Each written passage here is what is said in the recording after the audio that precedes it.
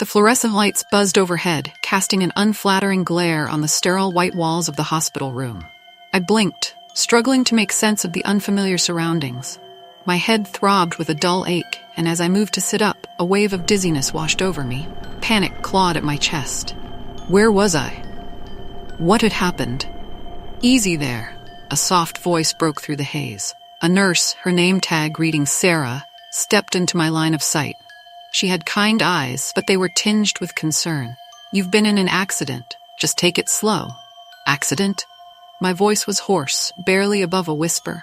I racked my brain, but the harder I tried to grasp at memories, the more elusive they became. "What accident?" "You were found unconscious after a car crash a few days ago," she explained gently. "You've been in and out of consciousness since then." I felt a chill run down my spine. A car crash? That didn't seem like something I could forget. But who am I? The question escaped my lips before I could stop it. Sarah's expression shifted, a flicker of sympathy crossing her face. "You might not remember everything right now, but that's okay. It's common after trauma. You'll be all right." I nodded absently, but doubt gnawed at me.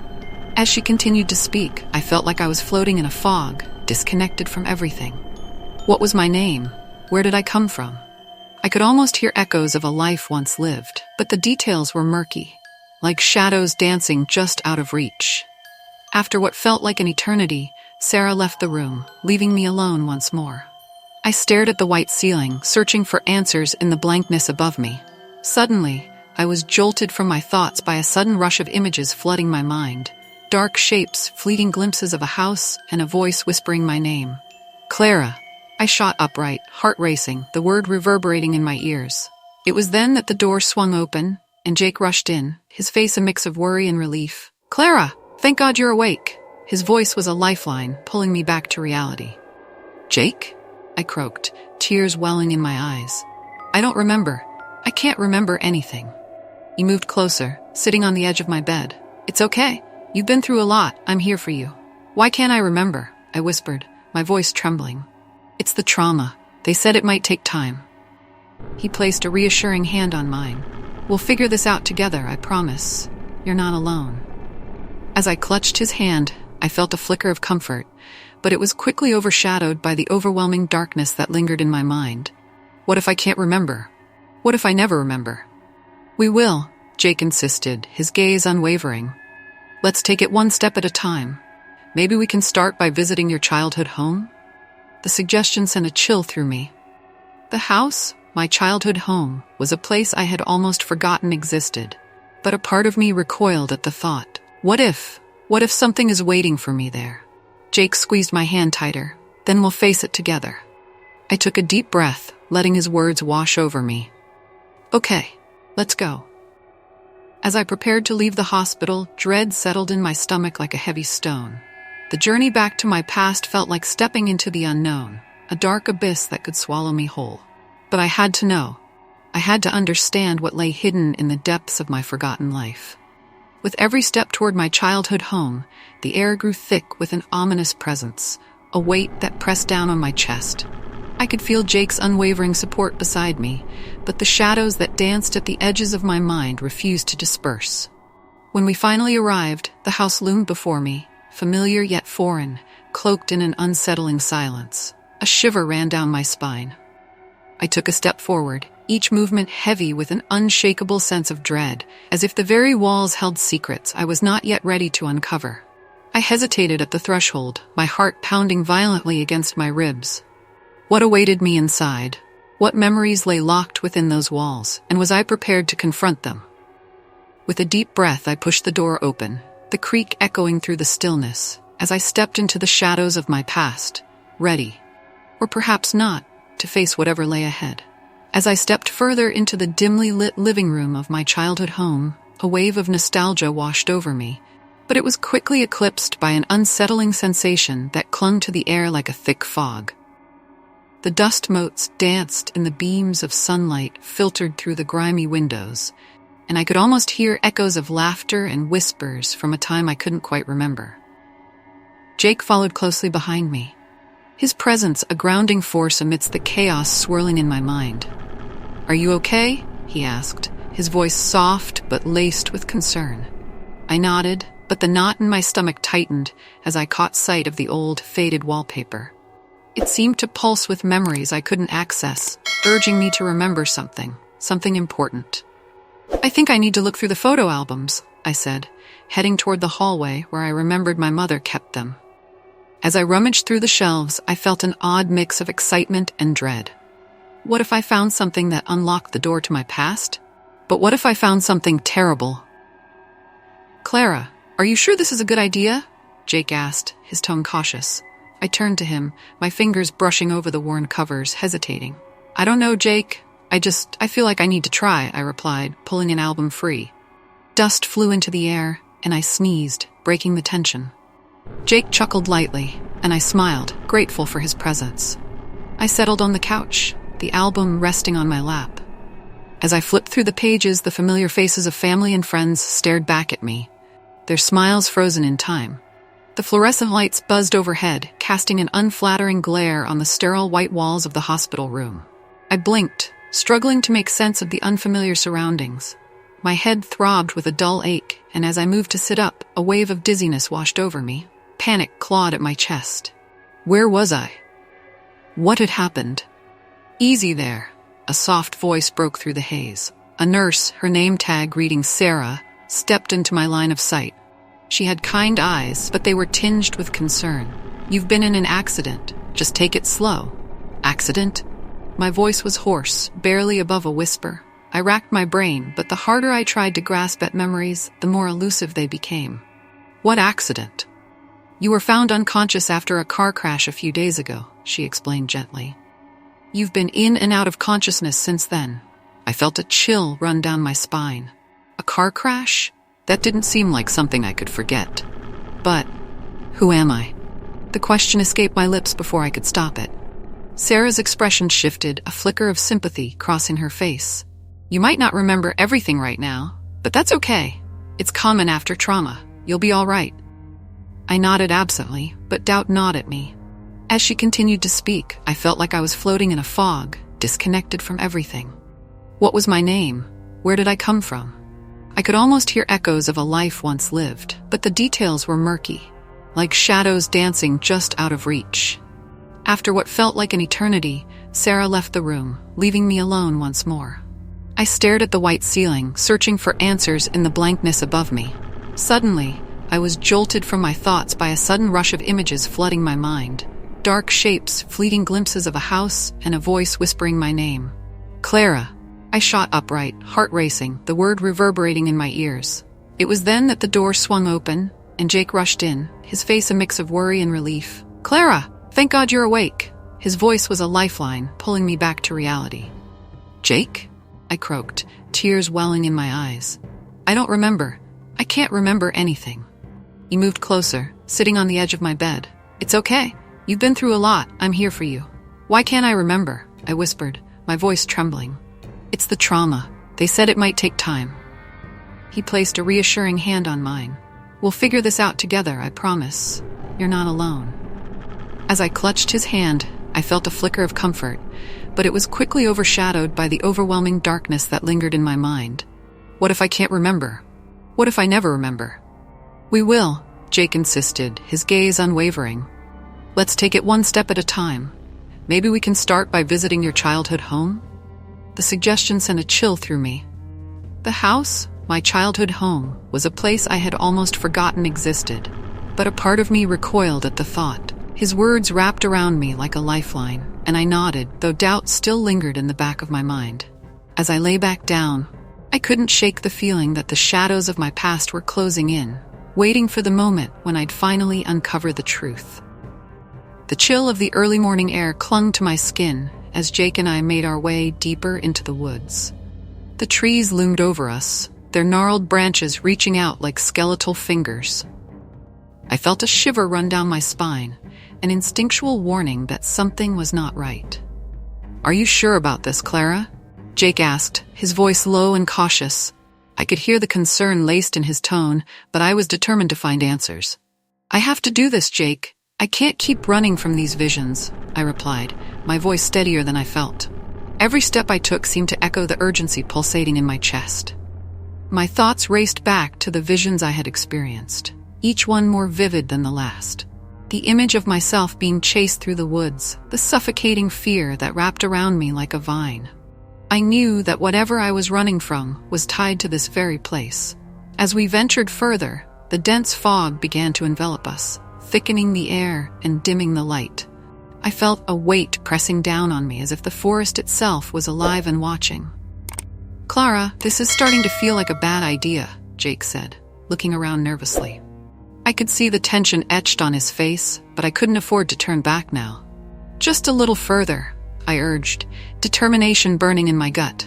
Then suddenly, a vision hit me like a tidal wave. I was back in the woods, but this time I was not just a bystander. I was running, my heart pounding in my chest. The underbrush snagged at my clothes, and I could hear the sound of footsteps behind me, heavy, relentless. I stumbled over a root, falling to the ground as a chilling voice echoed in my mind. "You can't escape!" I gasped, jolting back to reality, my breath coming in rapid bursts. "Clara? Are you okay?" Jake's voice broke through the haze. I looked at him, my eyes wide with fear. I saw something. Someone was chasing me. I think it's connected to whatever happened to me. Jake stepped closer, his expression softening. "We'll figure it out together. You're not alone in this." His reassurance gave me a modicum of strength, and I nodded, forcing myself to focus. We pressed on, the unease settling heavily in my stomach. As we navigated through the trees, I caught a glimpse of something in the distance. My heart raced with a mixture of dread and curiosity. "Jake, do you see that?" I pointed toward a dark shape nestled between the trees. A hidden cabin, half concealed by the foliage, beckoned to me like a siren's song. "That's it, I know it is," I whispered, urgency bubbling inside me. "Are you sure?" he asked, his skepticism evident. "We don't know what's in there. I have to go." "I need to know the truth," I insisted, moving toward the cabin with Jake reluctantly following. As we approached, the air thickened, and a sense of foreboding wrapped around me. I placed my hand on the door, its surface cold and rough, and pushed it open. Inside, the cabin was shrouded in darkness, the only light filtering through dusty windows. The musty smell of decay filled my lungs as I stepped inside, my heart racing. The walls were lined with old photographs, each frame capturing a moment frozen in time. I felt a pull toward one particular image, a gathering of people, their faces smiling, but my gaze was drawn to a woman in the center who looked eerily similar to me.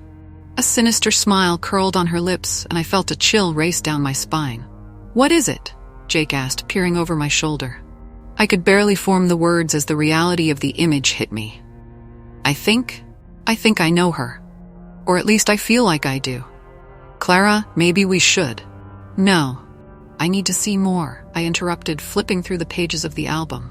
Each picture felt like a fragment of my lost past, faces I didn't recognize but felt connected to. With every turn of the page, the unease inside me grew. Suddenly, a scream echoed in my mind, cutting through the silence of the cabin. I stumbled back, tears springing to my eyes. "Jake, I can't do this alone. What if I was involved in something terrible?" Jake stepped closer, his presence grounding me. "You're not responsible for what happened, Clara. Whatever this is, we'll get through it together."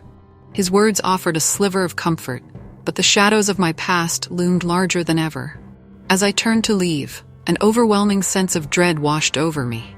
I needed to confront whatever lay ahead, to piece together the fragments of my life before they consumed me entirely. The sun hung low in the sky, casting long shadows as Jake and I wandered deeper into the woods. Each step I took was heavy with dread, the air thickening around us. I could almost feel the weight of unseen eyes watching our every move, and my heart raced in response to the sensation. My previous visions had led us here, but now that we stood on the precipice of discovery, I couldn't help but hesitate. "Clara, are you sure about this?" Jake's voice broke through my spiraling thoughts. He glanced at me, concern etched on his face. "We can turn back if you want. We don't have to do this." I took a deep breath, summoning the courage that had been steadily draining since we left the cabin. "No, Jake. I need to do this. I feel like it's connected to everything, to the visions, to my past."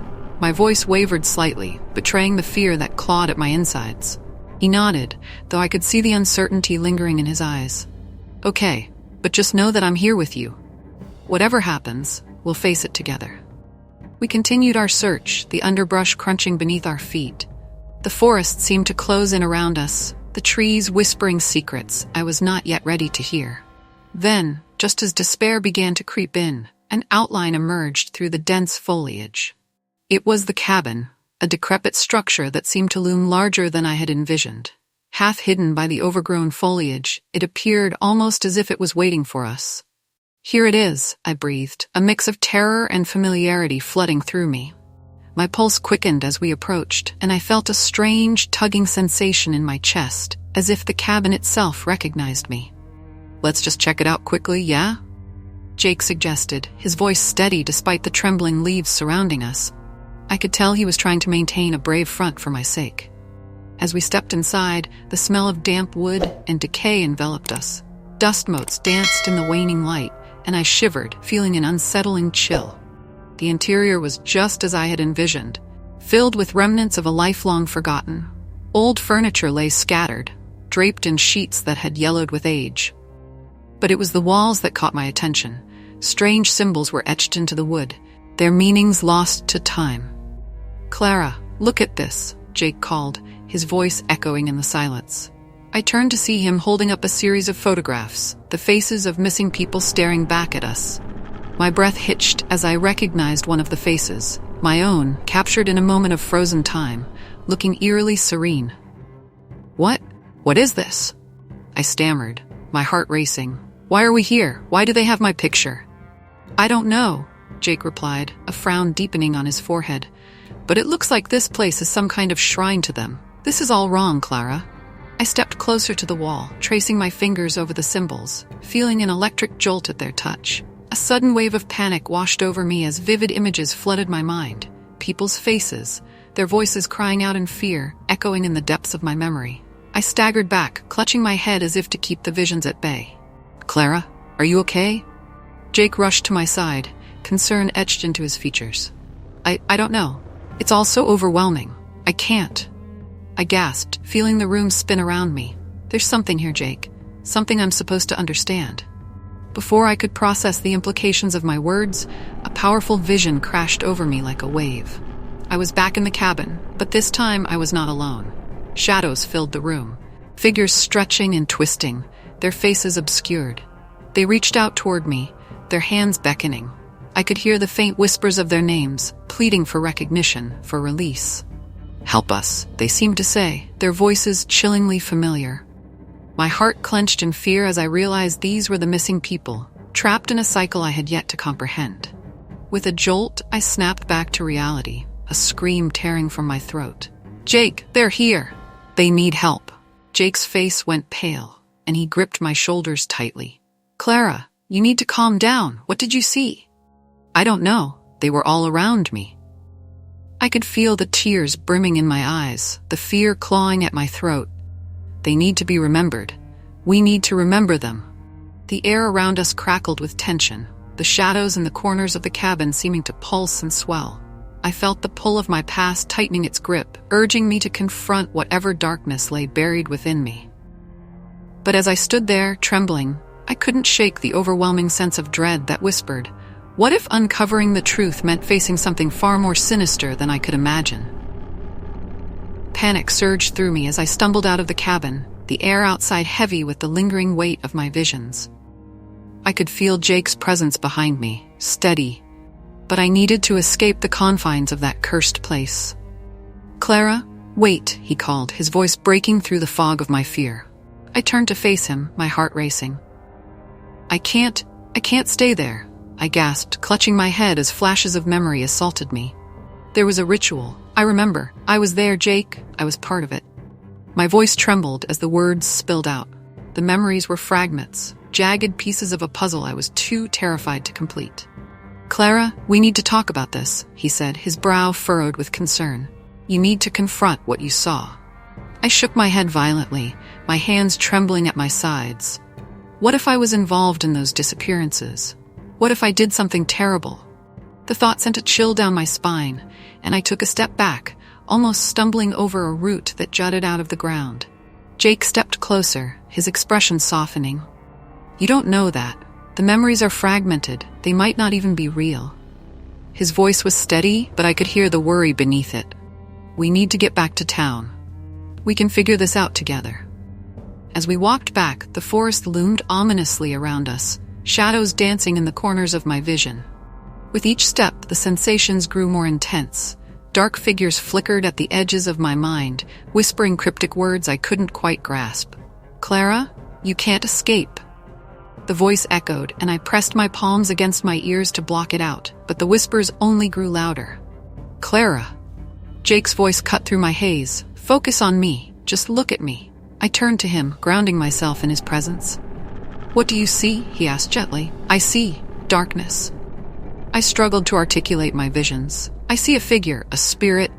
I think it wants something from me. It's taunting me, Jake." My breath hitched as I recalled the sinister smile that accompanied the shadow in my visions. "We need to confront it," he said, his determination burning in his eyes. "If it's connected to your past, then you have to face it. We can't let it win." I hesitated, the thought of confronting the spirit sending shivers down my spine. What if it's too much? What if I can't handle it? The fear pooled in my stomach like a stone. "Then we'll handle it together," Jake reassured me, taking my hands in his. "You're not alone in this." His grip was firm, a lifeline amidst the chaos swirling in my mind. The drive back to town felt eternal, my thoughts racing as I recalled the items we had gathered from the cabin. "We should perform a ritual," I said suddenly, the idea forming in my mind. "To confront the spirit. It might give me answers. It might help me remember everything." Jake raised an eyebrow, skepticism etched on his face. "A ritual? Clara, are you sure that's the right approach? It sounds risky." "I don't know what else to do, Jake," I snapped, the urgency overwhelming me. "If I don't confront it, I'll never understand my past. These visions, they're not just memories, they're warnings. I need to know the truth." He studied me for a moment, the tension palpable. "Okay, if you think this is what you need, I'll help you. But we need to be careful. We don't know what we're dealing with." As we gathered supplies, candles, herbs, and a few items we had found in the cabin, I felt a strange mixture of dread and anticipation. A part of me was terrified of what we might unleash, but another part was hungry for the truth, eager to finally confront the darkness that had clouded my past. "Where should we do it?" Jake asked, his brow furrowed in thought. "Somewhere safe, but close enough to where you had the visions." "Back in the woods, near the cabin," I said, my voice barely above a whisper. "It has to be where it all began." With each item we packed, I felt the weight of the unknown pressing down on me. In the depths of my mind, the spirit loomed larger, a shadow that promised answers, but also demanded confrontation. I steeled myself for the ritual ahead, knowing it would be a pivotal moment in my quest to uncover the truths buried in my forgotten past. The moon hung high in the sky, casting an ethereal glow over the woods as Jake and I stood at the edge of the clearing. The air crackled with anticipation, thick and heavy. I could feel the weight of the moment pressing down on me, each heartbeat drumming the urgency of what lay ahead. "Are you ready for this?" Jake asked, his voice low and steady, betraying the unease that flickered in his eyes. I took a deep breath, inhaling the earthy scent of the forest mixed with the cool night air. "I have to be," I replied, my voice wavering slightly. I clutched the small pouch we had filled with items from the cabin, remnants of a past I was desperate to confront. I need to know what happened. As we moved deeper into the woods, the trees seemed to close in around us, their gnarled branches stretching like skeletal fingers toward the sky. The path was barely visible in the darkness, but I could feel the pull of the spirit guiding me to the heart of the mystery. My heart raced as I recalled the visions that had haunted me, the faces of the missing, the dark figure that loomed over my memories, and the suffocating sense of dread that had accompanied every revelation. We arrived at a small clearing, the ground damp beneath our feet, the air pulsating with an energy that felt almost alive. I set down the pouch and began to arrange the items, a piece of cloth from the cabin, a candle, and a few stones I had found near the entrance. Jake watched silently, his skepticism still evident, but he remained by my side, ready to support me through whatever came next. "Clara, Are you sure about this? He asked, his brow furrowed. What if we unleash something we can't control? I met his gaze, the intensity of my resolve igniting a spark of understanding between us. I have to face it, Jake. I can't keep running from the truth. It's the only way to break this cycle.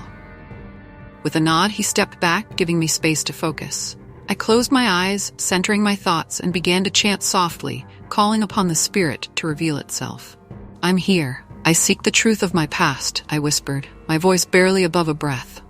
As I spoke, the air grew colder, the wind rustling through the leaves like a whispering presence. Suddenly, a fog began to rise, swirling around me, and I felt a surge of energy course through the clearing. I opened my eyes to see the dark figure materializing before me, but this time it felt different. It wasn't just a shadow, it was a reflection of my own despair, my guilt, and the fragmented pieces of my memory. Clara, the figure echoed, its voice haunting yet familiar. You've hidden from me for too long. A chill ran down my spine, but I stood my ground. Who are you? What do you want from me? I am you, it replied, the words resonating deep within me. I am the pain you've buried, the memories you've tried to forget. I am the orchestrator of the disappearances, and you are my puppet. Images flooded my mind, visions of a ritual gone wrong, of anger and betrayal, of faces twisted in fear. I was not merely a victim of circumstance. I was complicit, driven by a trauma I had suppressed. No, this can't be true, I gasped, my breath hitching as the weight of the realization bore down on me. The figure stepped closer, its form shifting and changing, revealing the faces of those I had wronged, those whose lives had been taken by my own hand. You must accept this truth, Clara. Only then can you find peace. Tears streamed down my face as I felt the enormity of my past crashing over me like a tidal wave. How could I have done this? I cried, my voice breaking.